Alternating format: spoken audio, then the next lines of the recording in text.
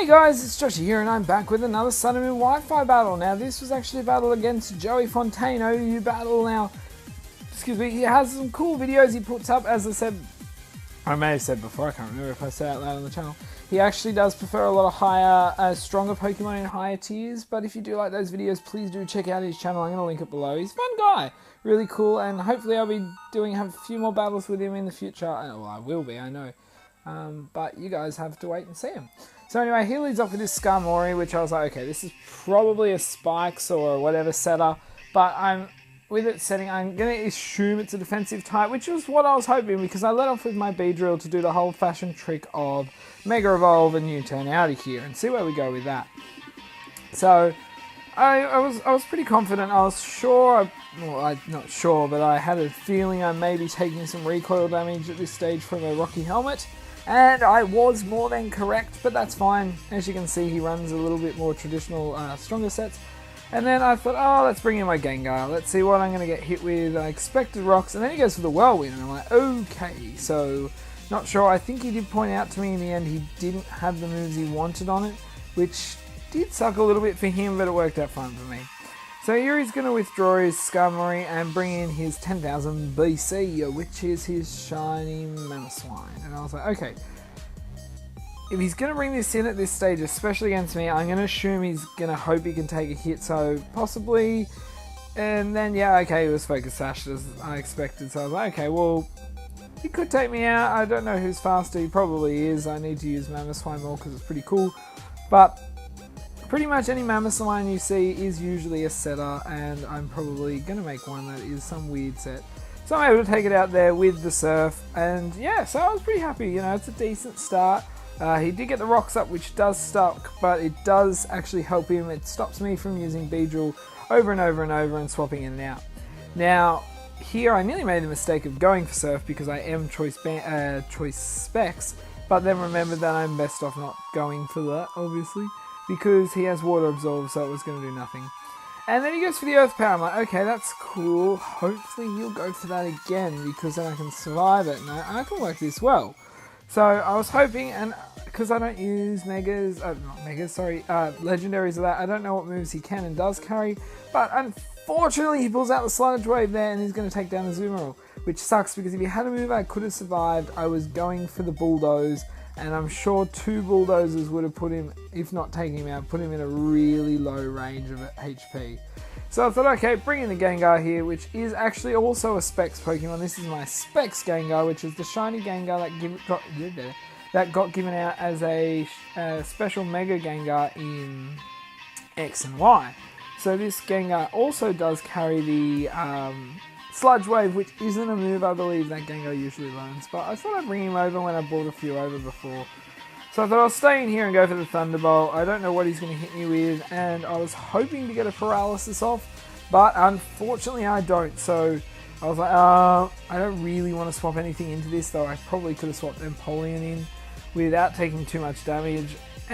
But I thought he might actually himself be carrying a Thunderbolt, and I don't really want to face take that at this point. So here I was like, okay, bring in Beedrill. I will take a little bit more damage, which is fine, and I'll be able to swap out, you know, see what happens here.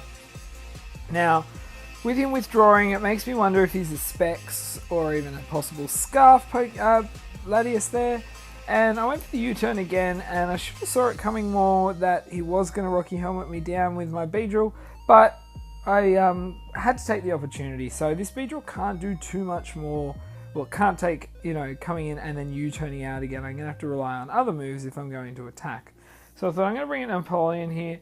Now he does go for the Brave Bird, which is fine. I don't know if he expected a double swap or if he didn't really have the moves. I think more likely he didn't have actually moves to hit me with, but that was fine. I was like, yeah, okay, a little bit of recoil, not too much damage to me. I do resist it. And I'm able to go for the Ice Beam. I thought I could go for the Surf, which probably would have done been a bit stronger, but I didn't want to risk the chance of him swapping into Latias and then I'm stuck. Because I thought if he did carry a Thunderbolt, it is not a bad swap in because he doesn't know the exact moves I carry or item I have. I think at this stage he started to work it out, but I didn't want to reveal it at this stage completely But I think by the stage of someone doing what I've done, you pretty much know I'm a choice item. So then he brings in Infernape, and I'm like, okay, this thing could be a bit of a problem now. I've got to really think about what I'm doing. And then he goes for the Fire Punch. I do just live there. I probably could have swapped something else in there, but I didn't really want to swap out. I thought I might as well just get a decent amount of damage. He probably is going to carry the Muck Punch, which he does. I mean, nearly any Infernape or Monferno that you battle does carry the Muck Punch, because you got to get that speed priority there. So I thought, okay, well, I'm going to bring in my Staraptor here.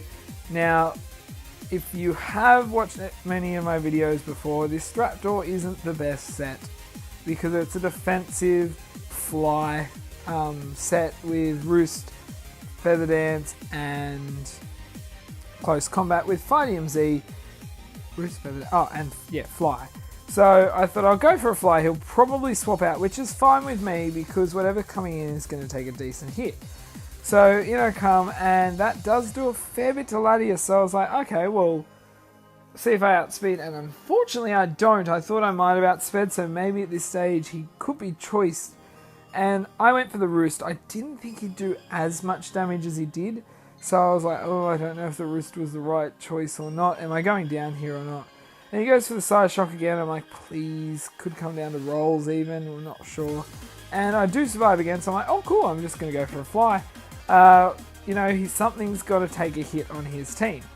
And if it's Latios, it's Latios. So I go for the Fly, and I'm able to take that out there. So I'm like, okay, that's pretty darn good. I mean, I know I'm in range now where I will get revenge killed by anything that can outspeed me, but that's still fine. So he brings in his Pinsir. I'm like, okay, so what are we expecting? I was expecting a Mega Pinsir, not from the title screen, but once he brought it in, I just thought about it. Now, I thought he might have actually been a Moxie Pinsir who was going to go for a quick attack, get the Moxie boost, and then Mega Evolve, but he wasn't, and he just Mega Evolved and went straight for the quick attack. Now, got to this stage in the battle where it was pretty close. It was time to bring out my Skarmory. Got there. Okay, now, here is actually the stupidest thing I'd done. I thought I could go for a Drill Peck. It's super effective against anyone left on his team. And then that's, you know, I can go from there. But I went for a Swords Dance, and I absolutely don't know why. I obviously wasn't thinking, as I don't sometimes. I'm at work or I'm doing other stuff and I'm just battling. And that was the stupidest thing I could have done, because now he's able to go Fire Punch off. Yes, I do live, and yes, I do get the Weak Armor activation, which does ups my speed and lowers my defense. But the problem is, he is carrying two Pokemon now. I'm going to take this out, obviously, with a Drill Peck right here.